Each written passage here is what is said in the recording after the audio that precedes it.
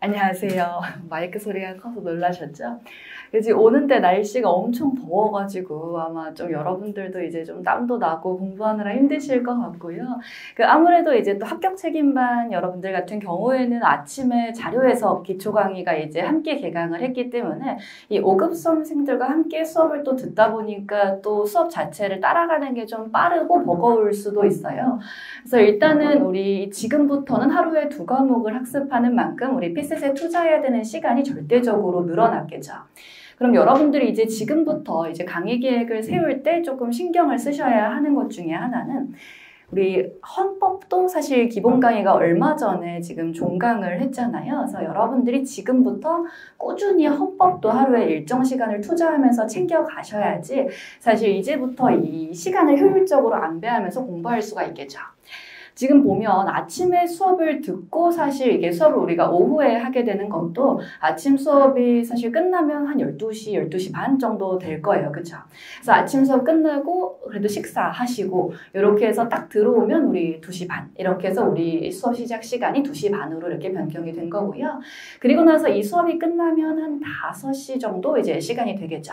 그럼 여러분들이 이제 저녁 빠르게 먹고 늦어도 7시에서 7시 반부터는 이 저녁 공부를 또 시작을 하셔야 될 건데 그럼 이제 저녁 공부하기 위해서 책상에 앉으면 투자할 수 있는 시간이 적으면 3시간, 많으면 한 5시간 정도 될 거예요. 하루에 수업을 사실 원래 우리가 한 3시간 정도를 들으면 거기 복습에 써야 되는 시간이 한 4시간, 5시간은 된다면 가장 이상적이긴 할 거예요. 하지만 우리 수업의 진행 방식 자체가 피셋은 문제를 풀고 그 자리에서 이제 같이 문제 푼 내용에 대해서 해설과 추가적인 내용들을 전개하는 방식으로 진행이 되기 때문에 사실 여러분들이 이제 돌아가서 복습을 하거나 하는 상황 속에서 문제를 푸는 데 소요되는 시간은 절대적으로 적어지겠죠. 그리고 강의를 또다시 듣는 것이 아니라 강의에서 들었던 내용을 복기하면서 학습하는 거기 때문에 분명 강의 들었던 시간보다 그 시간을 땡기는 것이 전공 과목에 비해서 좀 용이해요. 그렇기 때문에 여러분들이 이제 복습하실 때 2과목에 이 저녁에 학습 시간을 모두 할애하셔야 되고요. 그럼 절대적으로 헌법을 매일 끌고 가는 건 쉽지는 않겠죠. 그래서 만약에 나는 그래도 헌법이 암기 과목인 것 같고 이런 전공 시험의 특성상 하루라도 투자를 하지 않으면 불안하다라는 생각이 들면 여러분들이 하루에 30분 정도 꾸준히 투자하는 걸 추천드리고요. 만약 그게 아니라 여러분들이 나는 조금 이게 헌법에까지 시간을 쓰려고 했더니 하루에 3과목을 학습해야 되니까 좀 공부가 분산되는 것 같다. 이런 생각이 들면 우리 헌법은 격일에 한번, 제 추천드리는 건 격일에 한번 학습하시는 거. 근데 피셋에 도저히 투자하다 보니까 헌법에 투자할 시간이 지나치게 적다라는 생각이 들면 오히려 수요일, 우리 수요일 날은 지금 현재 지역인재 이 수업이 없죠. 우리 월화목금 진행되기 때문에 수요일과 토요일을 헌법에 투자하는 시간으로 쓰시는 걸 가장 추천드리긴 합니다. 그래서 지금 시기에는 그런 방식으로 진행이 되면 가장 좋을 것 같다. 이야기해 드리고 싶고요. 일단 우리 아마 앞선 강의, 핵심 이론 강의도 여러분이 듣고 오셨다면 이 수업 자체 어떤 커리큘럼으로 진행됐는지 이야기를 했었겠지만 그래도 간단하게 다시 한번 빠르게 이야기를 하고 넘어가 보자면 이번 기초 예비 강의는 핵심 이론 강의와는 조금 차이가 있죠. 핵심 이론 강의에서는 우리 상황 판단의 대표적인 대표 파트 4개로 문제를 구분했고요. 사실 완전 통 문제를 푼 건 거의 없죠. 우리 예제 문제로 각 문항 속에서 포인트가 되는 부분들만 챙겨가면서 학습을 했었어요. 근데 이제부터는 여러분이 2분에서 2분 30초 정도를 투자하면서 하나의 통 문제를 풀어낼 수 있어야 되겠죠. 그래서 일단 우리 다루는 문제에 대해서도 이야기를 해볼 거예요. 그래서 이번 수업에서 일단 칠판이 저에게 유독 높아 보이긴 하는데 일단 기초 예비 강의 같은 경우에는 문제로만 우리 80문제 제가 가지고 왔어요. 핵심 이론 강의가 그러니까 여러분이 여기에다 붙여서 핵심 이론 강의 교재랑 같이 묶어주시면 사실 일종의 기초 기본서가 사실 될 수 있겠죠. 그래서 기초 예비 강의에선 이제 80문항 우리 문제풀이를 진행하게 되는데 일단 이 문제가 어디서 나온 문제인지도 알면 여러분이 기초 강의로 넘어가서 이제 5급 수험생들과 함께 학습을 할 때 또 도움이 되실 것 같아요. 이 기초 예비 강의에서는 조금 옛날 문제죠. 2011년에서 2015년도까지 민간경력자 기출문제를 챙겨왔어요. 그러니까 우리 기초 강의에선 그럼 뭘 다룰 건지 또 한번 살펴보면 2017년에서 2023년까지 민간경력자 기출문제와 함께 대표 7급의 일부 문제를 우리가 같이 살펴보게 될 거예요. 그래서 기초 예비 강의와 기초 강의 이렇게 진행이 되겠죠. 그래서 여러분들 이렇게 넘어오다 보면 지금 약간 비어있는 연도 하나 보이는 것 같죠? 물론 전문항을 다루는 건 아니고 대표 문제들 위주로 여러분 꼭 풀어봤으면 좋겠는 문제들 가져왔고요. 우리가 아무래도 이번 강의에서 조금 옛날 문제를 풀다 보니까 최근과 경향성이 조금 벗어나는 문제들은 제가 수록하지 않았어요. 그래서 그런 문제들은 조금 빠져있는 상황이라서 전문항은 아니에요. 근데 일단 그래서 우리가 이렇게 강의가 진행될 거고요.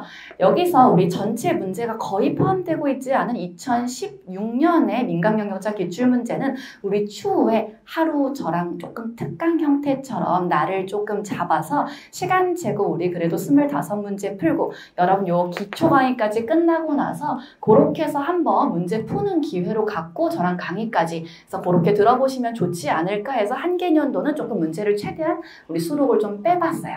그래서 그렇게 살펴볼 거다라는 이야기 드리고 싶고요. 그럼 여러분들이 이제 요렇게 강의가 진행되면 또 이 기초 시스템에서 복습은 어떻게 들어가야 된다. 강의의 복습은 강의가 이루어지는 그날 또 진행을 해주셔야 되고요. 강의가 종강하면 사실 쉴 틈 없이 바로 다음 강의로 넘어가긴 할 거예요. 이제부터는. 그래도 여러분들이 분명히 주말에도 시간이 있고요. 우리 보시면 전체 커리큘럼상 합격 책임반 같은 경우에는 제가 집중 상담 기간이란 이름으로 비워둔 기간들이 아주 한 달에 한 2달에 1주에서 2주 정도 이렇게 비어 있어요.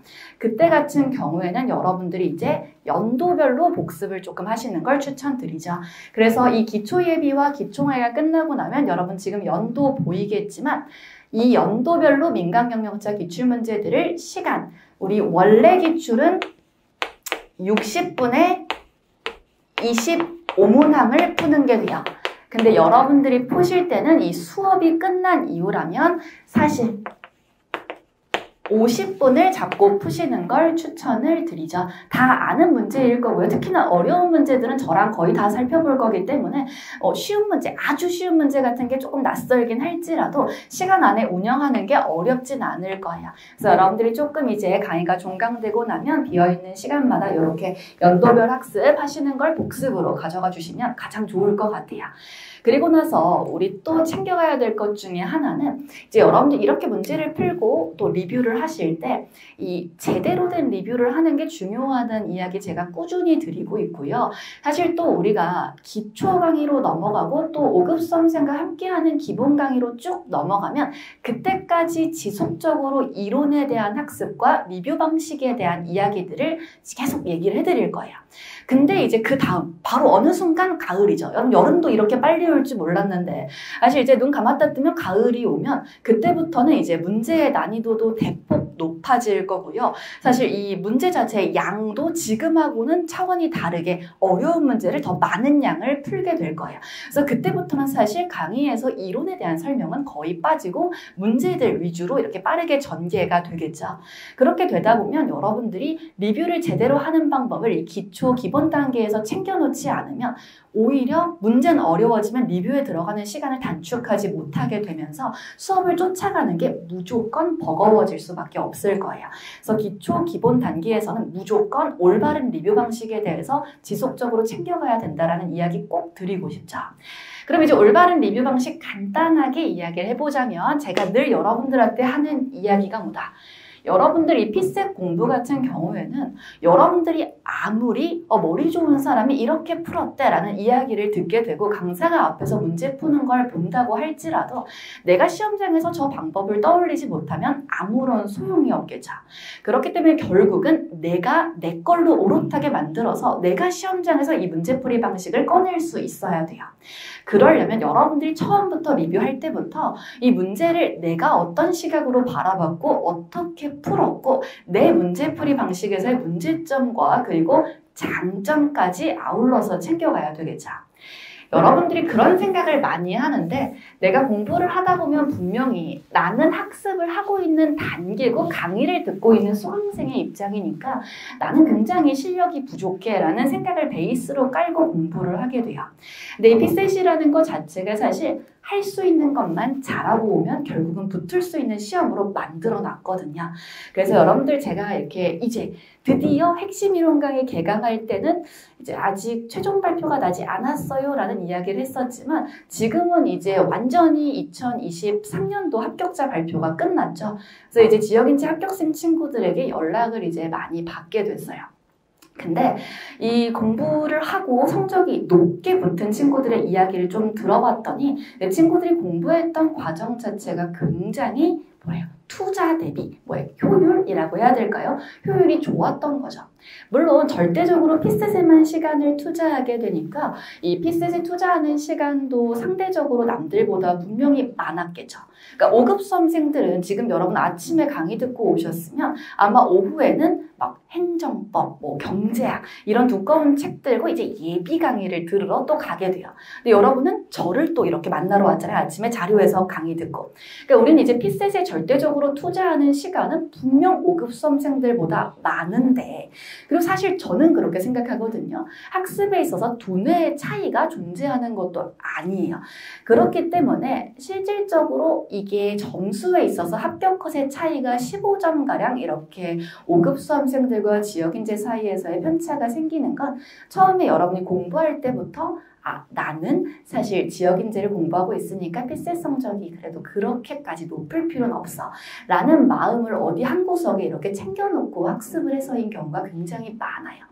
근데 저는 여러분들한테 우리가 이 지역인재 커리큘럼 맨 처음에 구성할 때 우리 추후에 다루게 되는 이제 심화 강의랑 집중 강의 단계로 이제 넘어가게 되면 이 심화 강의에서 이제 강사님들마다 조금씩 다루는 것은 달라지긴 하겠지만 심화 강의에서 저 같은 경우에는 모의고사 100문항을 풀어요.